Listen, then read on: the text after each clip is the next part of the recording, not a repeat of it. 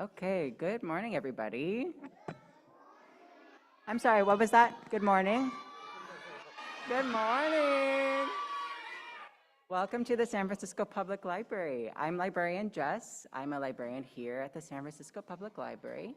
Before we get started, I have 3 reminders for you. Number 1, don't lose your adults, okay? Keep track of your adults and the people you came with. We don't want anyone to get lost today. Number 2, if you need the bathrooms, they're right out the main entrance to the right, okay? Number 3, if for whatever reason we need to leave the building, I need you to listen to the instructions of your adults so we can all walk out together, okay? And now I need some help acknowledging and appreciating the land that we're on. The first part I really need your help with. You can follow after me. And the second part I want you to listen to, and then I would love your help promising with me. And you can promise by putting your hand over your heart or giving me a big thumbs up, okay? So it starts like this. We reach down to the land. Here is the land. Nice. And reach up toward the sky. And here is the sky. Great. And reach on, gently tap your friends. Here are my friends. And give yourself a big hug. And here am I. Okay, now listen to this part, okay? We are here together, hand in hand. We thank the Ramaytush, the traditional caretakers of this land on which we love to play. We promise to look after it every day. Can I see your thumbs up?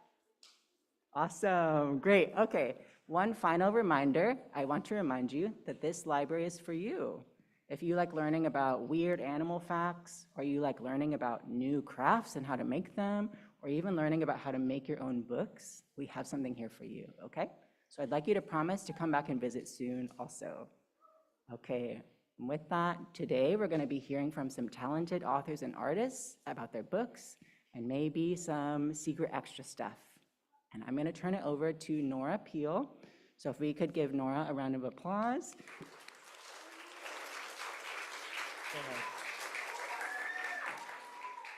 Good morning, everybody. Welcome to Kidquake.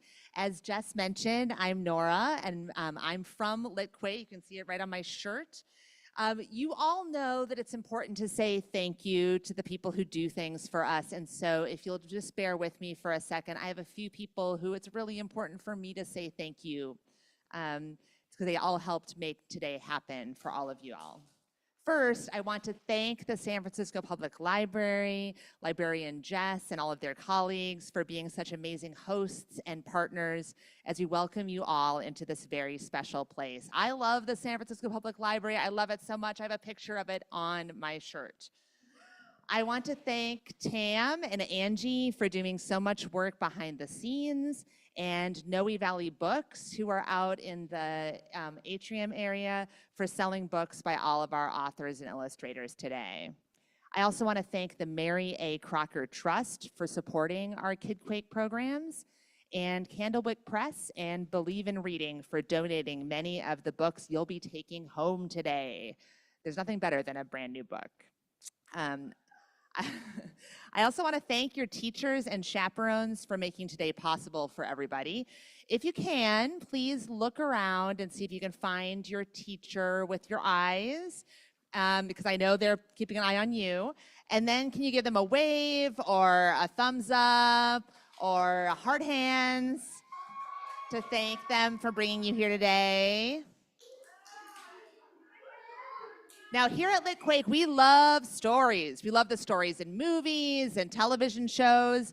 We love the movies we hear about in songs or that people tell through dance or video games. But we especially love the stories that get turned into books. And today we have 3 really talented book creators who are here to share their stories with you. Are you ready to listen? All right. First up, we have Shannon Hale. Shannon Hale is the Newbery Honor-winning and New York Times bestselling author of some books you may have heard of. The Princess Academy series, Book of 1,000 Days, Goose Girl, and the graphic novels Real Friends, Best Friends, and the Princess in Black series. All together, Princess in Black fans, I hear. Shannon has written 50 books, which have been translated into 25 languages. She's here with us today to talk about her newest book, Dream On. Please join me in welcoming Shannon Hale. Thank you so much. Hey guys, I came all the way from Utah to meet you. Do you guys know, anyone ever been to Utah? Some of you have. Do you know who that might be? You are correct. My mom said that I was making up stories before I could talk. She said I would sit in my high chair and go, hagadada hada hada da baba, hagazada da da bagaba, hagazada bada hada da da baba. Like that. She's like, I don't know what you were doing, but you were telling stories. And I just made up stories and I made up games. But then when I was in 4th grade, raise your hand if you're in 4th grade. Yay! When I was your age, I had a teacher who started us writing stories and poems, and the first time I realized, wait a minute, books come from people? I don't know what I thought. I don't know if they thought they were hatched in eggs or what, but I realized, wait, if people can write books, maybe I can be one of those people. And all this stuff in my head, if I can learn how to write it down, I can share it. So I kept writing when I was in middle school, and I kept writing when I was in high school, and I kept writing when I was in college. And after many, many, many years, you don't have to go to college, by the way, to be a writer. It's not like a doctor or a lawyer or a teacher where you have to have a college degree. You can be a writer today just by writing. That's all you need to do. And after many years, and I got so many rejections, you guys, but eventually somebody said yes and published my first book. It was called The Goose Girl. Now at first, thank you.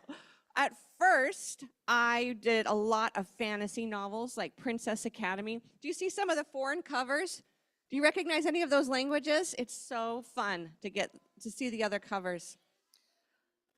But after writing so many novels, I wanted to do picture books too. Does anybody know Itty Bitty Kitty Corn? I make these books with my best pal, Laywin Pham. She's the illustrator. And you may know these books. I also make these with Laywin Pham.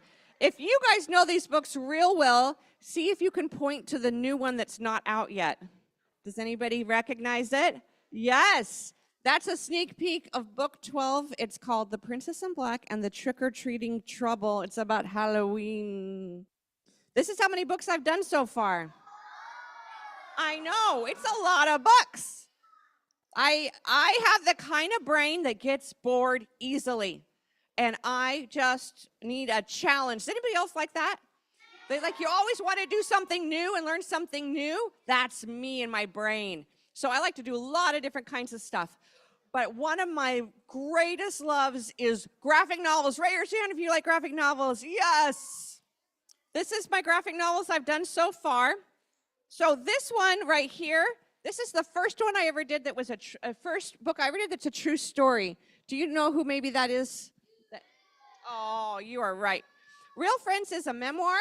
That means it's about real stuff that happened. When I was in 3rd grade, I was in a class with a girl named Jen. And she was the coolest kid in our grade. And everybody wanted to be her friend. And her friends were called The Group. Well, my best friend, Adrienne, was really cool and pretty and smart. And she was invited to be in the group, but I was kind of weird and nerdy. You couldn't tell, right? You couldn't tell already I'm kind of weird and nerdy. Well, it's true. And I wasn't really the group material. But my best friend was in it, so I was kind of in it, but I kind of wasn't in it. This got to be really stressful for me, especially because there was a girl in the group named Jenny who did not like me, and I don't know why to this day. But she would tell the other kids stuff about me, sometimes true, sometimes not, to make them not like me too. And every day I went to school not knowing, do I have friends today or do I not have friends today? And I get these terrible stomach aches because I was so worried about it.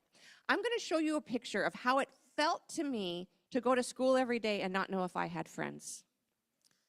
So I wasn't actually on a boat, right? This is a metaphor. Can you see how the artist showed you how it felt to me without even saying the words? Do you see the colors that she chose to give you a feeling? The choices that we made. You see that I'm the only person around. Does that make you feel lonely? You see the weather and the big waves and the clouds. Does that feel a little dangerous? Do you see how I'm not holding on to a steering wheel? Does that make you feel like I don't have any control about where I go and what happens to me? I love art. We can show you with a picture how something feels. And even though You guys have never been in the same situation with me. I bet you've all had this same feeling before. I'm going to show you one more picture. This one is going to show you how it felt to me to grow up in the house with my big sister. Okay, my big sister's not actually a bear, right? It's another metaphor. And you see I'm sitting at a table, and there's my big sister who looks like a grizzly bear. Some things you notice about that picture. Do you notice my body language? Can you tell how I feel about this bear? Do you see the bear's expression? Do you see the teeth, the nails? She's painting her nails. Do you notice the collar and the chain? And what does that tell you? If we had more time, I'd have you guys tell me everything you notice. But what does that tell you about the bear? Does it feel dangerous? Does it feel like someone's trying to keep it from hurting anyone? I love that art can show you that. And even though none of you grew up in my house with my sister, I bet you've all had this feeling before, that you were around somebody that maybe felt unsafe to you. And maybe you didn't know how to explain how you felt or get help. That's a scary feeling and a very alone feeling. And reading books helps us feel less alone.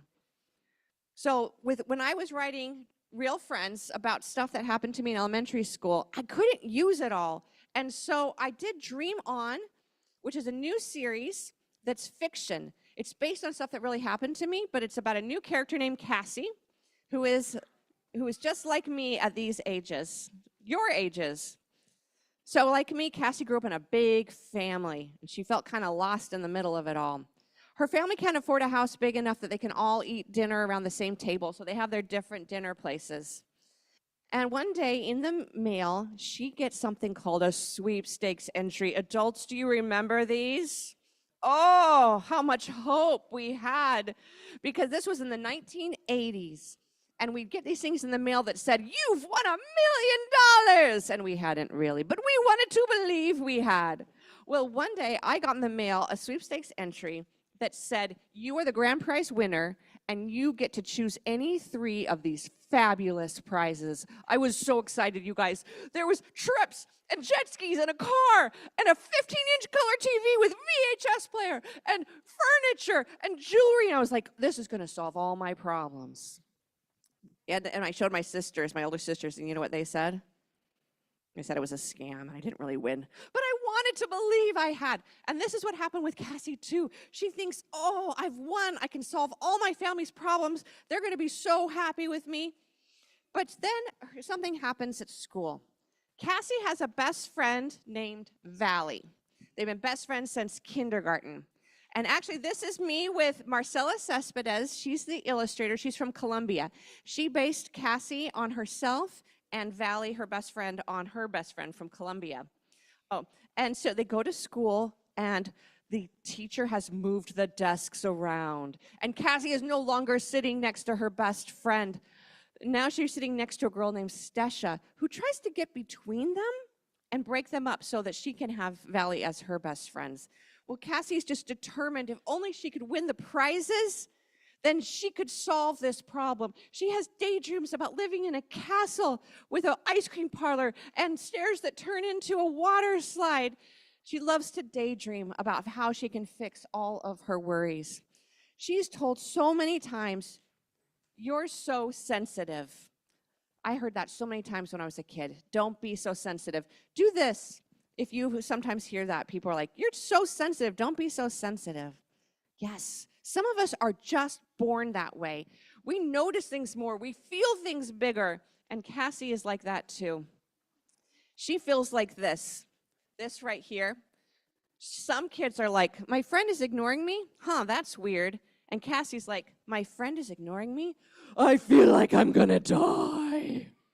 I so relate to that. But the thing about being sensitive is the lows feel lower, but the highs feel higher. And if you can take care of yourself and your sensitivity, it's a beautiful life. I'm going to tell you one really quick story from this book. Cassie's teacher, Mrs. Farmer, tells the kids that she's an actual real princess. Well, this happened to me when I was in elementary school. I had a teacher who told us that she was a princess. I thought it was so strange. I never knew if it was true. Many years later, when the internet became a thing, I Googled her name and I couldn't find anything. So I decided it hadn't really been true after all. But then one day when I was writing this book, I decided to put that in because it's such a weird thing to have your teacher tell you something so outrageous. And I was talking to my brother, and I said, "Do you remember Mrs. Farmer? Did she ever tell you that she was a princess?" And he was like, "Who do you mean?" I was like, "Vera Farmer, your 5th grade teacher."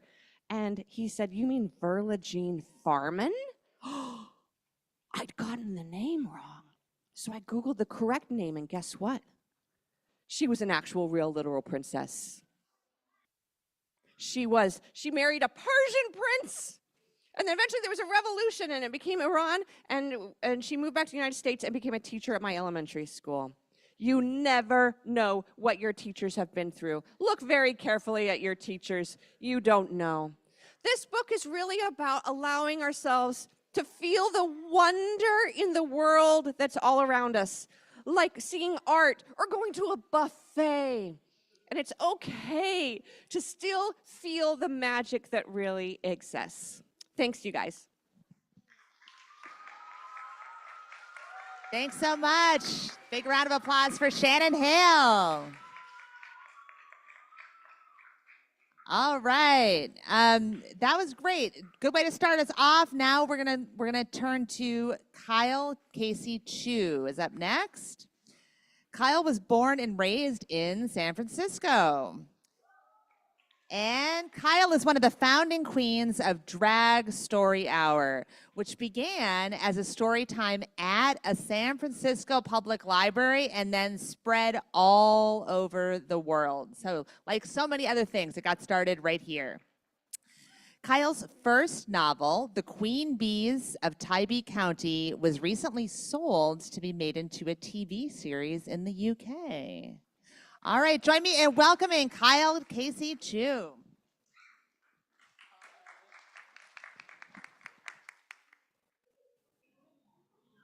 Hello, everyone. How are you doing today? Good. How are you doing, really? Tell me. It's a field trip. We're out of the classroom. My name is Kyle Casey Chu, and what's up? And you're probably wondering, well, who are you? I'm a drag queen. Do you know what that is? It basically means that it's Halloween every day and you can dress up as whatever you want. So here I'm Marie Antoinette. I'm Kiss meets Kabuki. I'm an alien princess. I'm even Darth Maul as a lady. And I grew up in San Francisco, USD. I went to Jefferson Elementary School. Do any of you have friends there? Anyone here? Yeah? Go Jaguars forever. I also went to APG and NE Middle School where I first started learning how to write. And then I went to School of the Arts High School. You might go there someday too. Follow in our footsteps. So, as mentioned before, I've written 2 books. One of them is already out. It's called The Queen Bees of Tybee County, and it's about a basketball player who joins a pageant in drag and competes in a pageant. Isn't that exciting? And the next one is called What Kind of Queen? It's about Jose Saria, who is a drag activist from San Francisco who started the imperial court system, which is a royal court of drag kings and queens that raised money for local causes. He was also the first openly gay politician to run for office in the United States, which inspired Harvey Milk, who you might learn about in your studies. So I just wanted to tell you a really quick story about how I became an author. So first, growing up, I really loved movies. How many of you love movies? Oh my God, everyone, movies are the best.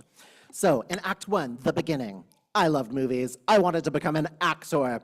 Then in Act 2, the middle, I realized there were no roles for me. I wanted to play these main roles, but instead all I got were supporting roles, and that was not my. So I started writing movies instead. And then in Act 3, the end, the resolution, I've written 3 books and 2 movies, and sometimes I even act in them too. Isn't that wild? How many of you like to act or play or make believe? Oh my God, not as many people as I thought. Come on, y'all, let's get it together. So, every story has 3 acts. The beginning, the want. I want to become an actor. 2, the middle, the quest. Oh, there aren't roles for me, what am I gonna do? 3, the end, the resolution. I'm gonna write movies and star in them instead. There's always a hero, and in many cases, an antagonist as well, or a villain who wants the opposite of what you want. In this case, there wasn't one, but in most of the stories you read, it might come around. Keep an eye out for it. So, how many of you have done a Mad Lib before? Raise your hand. Yeah? Okay, we're gonna do a story together. And so I'm gonna give you 3 choices of things, and you're gonna raise your hand for which one you want, but you can only vote once, so don't get any ideas. Okay, who wants a pumpkin? Raise your hand.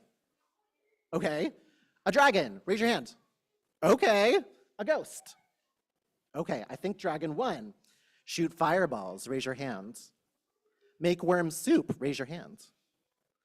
Fart big stinky green clouds? Raise your hands. How did I know that that would win? Somehow I just knew. Sorcerer. Genie. Witch. Okay, which one? Monster. Poop. Mummy. Poop won. How did I know? Chainmail tunic. A trash bag. Her sister's SF Giants hoodie. Okay, we all love the hoodie. Keeping it tasteful. Sword. Yeah? Pencil. Frying pan. Frying pan. Y'all have a sense of whimsy. I love that. Okay, so we have our story. You ready to put it together? Are you ready to put it together?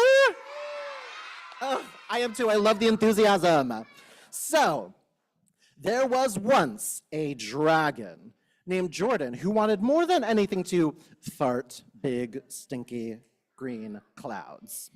One day, a witch named Magic told Jordan he would cast a spell and grant her a wish, but only if Jordan fought and defeated Chrissy, the giant poop. Jordan was scared, but up for the task. She threw on her sister's SF Giants hoodie as armor and picked up a frying pan, went to Chrissy's castle and bonked her on the head. She was dead. You've done well, Magic told Jordan, and granted her the power to fart big, stinky, green clouds. Jordan lived happily ever after, farting big, stinky, green clouds into the sunsets. The end! Give yourselves a round of applause. You just made a story. You just made it look so easy. Writing me out of a job, writing all of us out of a job. So, pop quiz, bet you didn't expect this. Who was the protagonist or hero in the story? Raise your hand if it was Jordan. Okay. Magic. And Chrissy.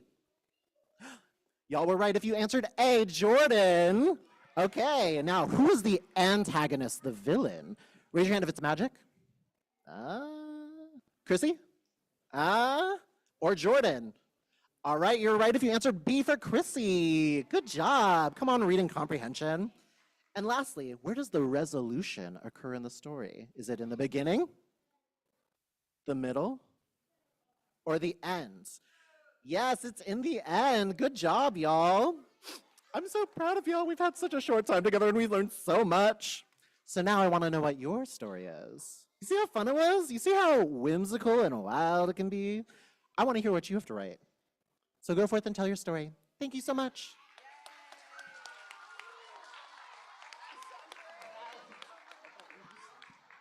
All right, one more big round of applause for Kyle, Casey, Chu. It's so much fun to come up with a story together, so thanks for being part of that. All right, we're gonna put on our good listening ears for our final author, book creator, illustrator today, Arree Chung. Arree is the author and illustrator of Ninja. You hear the exclamation point at the end, and Ninja Attack of the Clan. And fun fact, he also illustrated a book for littler kids called How to Pee, Potty Training for Boys and Girls. His newest book is Don't Cause Trouble, another exclamation point. Before writing and illustrating books, Arree worked at the animated movie studio you might have heard of, Pixar. When Arree isn't practicing his ninja moves, you can find him playing basketball or riding his bike. Please join me in welcoming Arree Chung.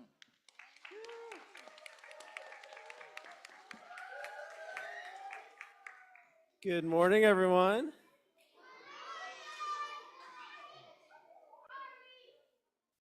All right, so raise your hand if you've ever had a bad haircut. Yeah? I'll tell you what, All throughout middle school, my mom cut my hair. It was called the bowl. It was so embarrassing. Okay, raise your hand if you bought clothes for back to school. Yeah? What if you had to buy all your clothes from the thrift store? Did that ever happen to you? That was my whole middle school. I had to buy all my clothes from the thrift store. Okay, raise your hand if you've ever wanted a new pair of shoes, yeah, and you couldn't have them. Oh man, I wanted the Air Jordans back in the day. The Air Jordans, this is a long time ago because I'm old, they were over $100. I think they'd be like $300 now. And my parents could not afford that. So I want you to think about these stories of the embarrassing stories that happened to you, maybe the thing that you wanted, the thing that you couldn't have, because that's your story. And thank you, Kyle, for sharing how to tell a story, because I want you to think about your story, because your story matters. And I'm so happy to share with you a little bit about my story. And kind of like Shannon, this story is somewhat autobiographical. There's parts of it that are really real. And then the great thing about writing your story is that you can write the end. My story didn't always end in a perfect way, but I got to write it. So I'd like to share some of it with you today. So here are some of my books. I've made the Ninja series as well as How to Pee, as we mentioned. But you also might know Mix, which uses color theory to talk about diversity. I also illustrated The Danger Game. So if you like adventure, it's right up your alley. And Mix has even been made into plays for schools. So Mix talks about diversity and it talks about mixing. Raise your hand if you love comics. Yeah? Do you guys know this one? Yeah, it's Garfield, right? It was one of my favorite comics growing up because I just love how snarky he was and how he's a lazy fat cat that can also see things in his own perspective. Raise your hand if you know this movie. Yeah? This was the movie that made me want to become an artist and a storyteller. I love the songs, the animation was amazing, the writing, every single part about it. And the coolest thing about becoming an author illustrator is you get to do all those things. You get to write the story, you get to design the books, you can design all the characters. It's also a lot of work because you're doing like 10 jobs. So I'm gonna share with you about Don't Cause Trouble. And so we've already done this part. If you raise your hand if you've been different, or if you ever felt like an alien. I felt like an alien. I felt like Spock. This actually happened to me where kids made fun of me for being Chinese, and there was this other kid who was not Chinese. And I was like, "You're not Chinese?" He was Korean. And I wanted the Air Jordans, but I could never have them. And you know what? I ended up doing something I really regret. I felt really stupid for making a bad choice. So I'm gonna share with you a bit about that. And I actually got arrested. True story, yeah. So here's my family, and I'm so happy to share some of this story with you today. And the story starts with my mom cutting my hair. I'm gonna just read some of it for you. All Chinese moms think they can cut hair. They can't. How con, which means looks good. I've had the same haircut my entire life. As I grew older, the bowl grew thicker. So my mom would just cut the front and everything else would just go longer. I was hoping for a fresh start. Oh, I hear someone said same. Tomorrow is the first day of school. But mom had different ideas. Why can't we buy new clothes? The clothes will be new to you. So mom loves shopping at the store. She still does that. And she would always tell me to look for the red dot. The red dot is a 50% off sale. Ming, buy red dots. On the first day of school, kids wear their brand new clothes. I just try to go and notice. Ming never finds anything he wants. Thanks, Mom. And there was a reason why Ming felt so different. Besides the bowl haircut, he would get made fun of 2 years ago. Chinese, Japanese, look at these. I am not Chinese, I'm Korean. Wait, you're not Chinese? Who wants to fight? What's wrong with being Chinese? That's why at school, I just don't say anything. I was a really shy kid. And I was so shy that I didn't say anything that they thought I didn't speak English. So guess what? They put me in ESL, which means English as a second language. And I felt just because I look different doesn't mean I'm from another planet. And back in the day, the government actually used to give immigrants alien resident cards. I actually found my dad's alien resident card going through his wallet. Don't ask me why I was going through his wallet. I was looking for money for video games. But until from 1970 to 2021, they gave every immigrant an alien resident card. And so Ming felt like an alien. But his teacher saw that he was writing and he didn't clearly belong in ESL, so she gave him a new schedule and he got out of ESL pretty quickly.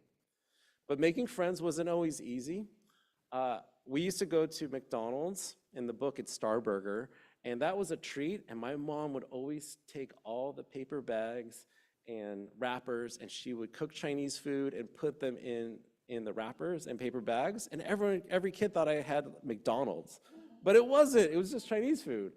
And then, of course, I got made fun of. That looks weird. Is that a snail? It was dumplings. But you know what? Not all kids are mean. And Ming found some new friends that were open to trying new foods. And in fact, Ming got to go over to Vikram's house and experience Indian food, where he got to eat it with his hands. So Ming's dad has a dream for Ming, and it's for him to go to the #1 school, because everything has to be #1. Go to Stanford, Stanford #1. But Ming really just wanted to have the coolest shoes and play basketball. Air elevates? Can I get the air elevates? Oh yeah, there was one more thing Ming wanted. There was a popular kid. His name was Zach, and everyone liked Zach. All the girls liked him. Zach was so popular that he was even on a magazine where they would advertise new clothes. And Zach's dad is a real estate agent, which means he puts lots of marketing things all around the neighborhood. This is actually based on a true kid. I remember my mom would get the calendars, and she would put them on our fridge. So I had to see Zach on my own fridge. I couldn't get away from this guy. So anyway, Zach starts sporting these new shirts, and Ming is so jealous because everyone else is wearing the shirts, and he can't even get new shirts. Oops. But his friends always help him, make him feel more American or feel at home, and his friend Vikram decides to give him a haircut. This is one of my favorite scenes. Have you done this before? Only my mom cuts my hair. I know, that's the problem.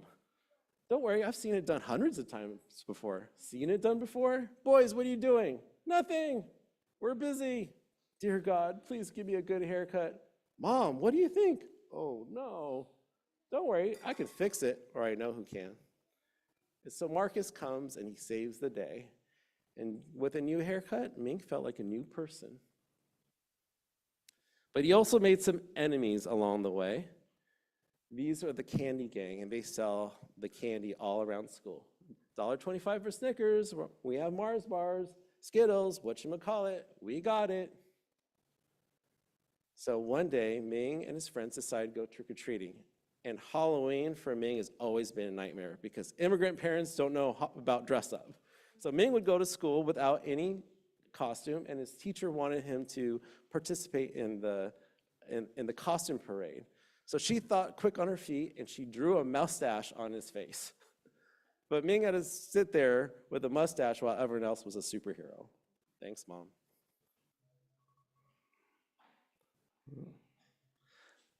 But this Halloween is going to be different because Marcus is a designer, and he made some wrestling masks for them, and they were able to put on performance for candy, and they got lots of candy, and they were rewarded with so much candy. And Ming was collecting all this candy so he could buy the air elevates. Of course, Mom and Dad decided to give him a 10% candy tax. And then one day, Ming got a love note. This happened to me in real life too. But Marcus and Vikram are wondering, is it real? And then everything changed again. Someone stole all the money and broke into his locker. It had to be the candy gang. They denied it, but they gave Ming a very bad idea. They said, we don't steal from the rich, or we don't steal from the poor or the rich. Steal? Sometimes you just have to take what you want. And so that gave Ming an idea. If you can't beat them, join them. And sometimes you just have to take what you want. So he comes up with a plan. That plan lands him in jail.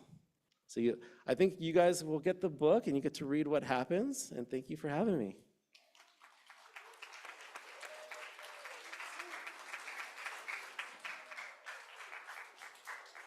So we finished a couple minutes early. Jess, I don't know if you can still do a couple. Start thinking while Jess grabs a mic to see if you might have a question for one or more of our authors up here today. And librarian Jess will, if you raise your hand, librarian Jess can bring a microphone to you so you can say your question nice and loud and clearly for the authors to hear and see if they'll answer it. We're looking for the mic. Sorry, this is a bit of a calling an audible here. Yeah, we'll see if we can get a mic here in a sec. If not, we'll do it without. We're live streaming, so it's just nice to be able to get that. All right. If you have a question, raise your hand.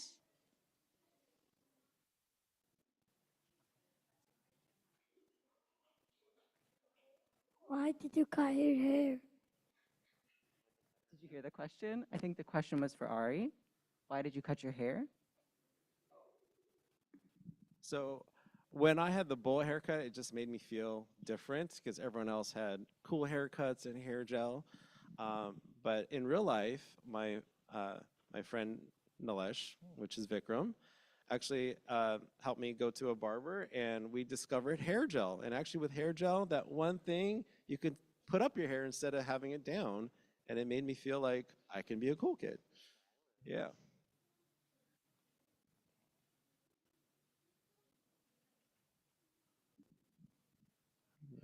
Next question. Okay, we have a question over here. How long were you in jail for?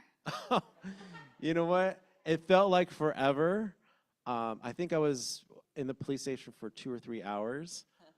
In real life, I actually wrote my brother into this plan, and he and I went to jail or to the Hayward police station. And my dad picked me up, and I knew I was in big trouble because my dad didn't say anything. You know, when your parents are so mad, they don't say anything to you. It was the quietest ride home. But my mom came, and we talked about it later. And the scene in the book that happens later is just like what happened in real life. I haven't been to jail since. Promise. Aren't you too young to be in jail? What was the question? I think we had another question about your jail experience. Oh, what was the question? What did we do in jail? Were you too young? Oh, so it's juvenile hall, and I think the police, they did a really good job of scaring us because they told me that it would be on my record until I was 18, and I was so scared that I wouldn't get into college because they would think I'm a criminal. But I never stole anything ever since, so I think it worked.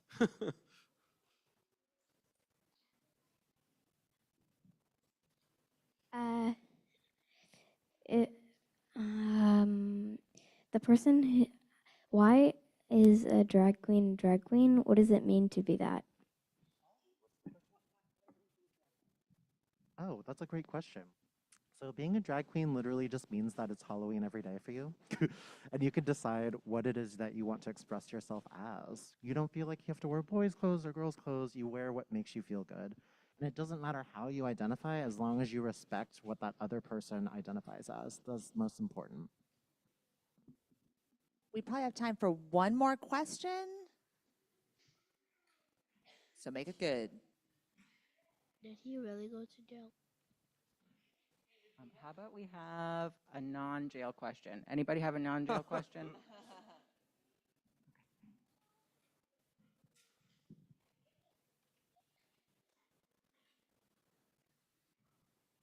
What did it feel like to be a kid? Did we hear that question? I think it's a question for everybody. What did it feel like to be a kid? I'll go first real quick. I think it's wonderful to be a kid, but also hard. You know, it's so fun to play with your friends and have everything be possible, but it's also hard when your parents don't quite understand what's happening at school when you can't fit in. So it's both, and that's, I know that you're going through that experience right now too.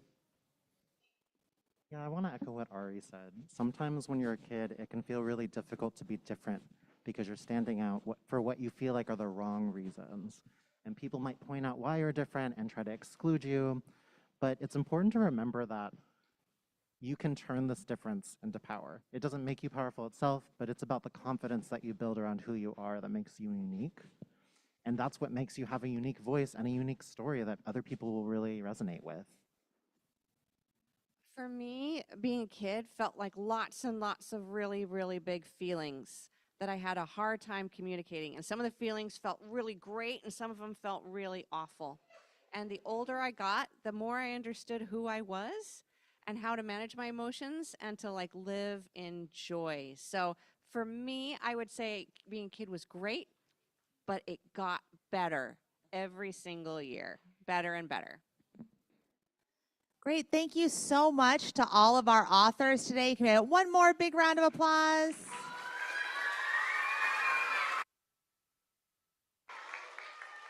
And I want to thank all of you for your questions and for being such fantastic listeners today.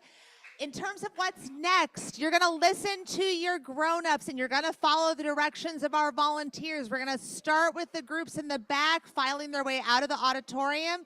So if you're in the front, stay seated, wait for your turn to head out, and enjoy the rest of your day. Thanks so much for joining us at Kidquake.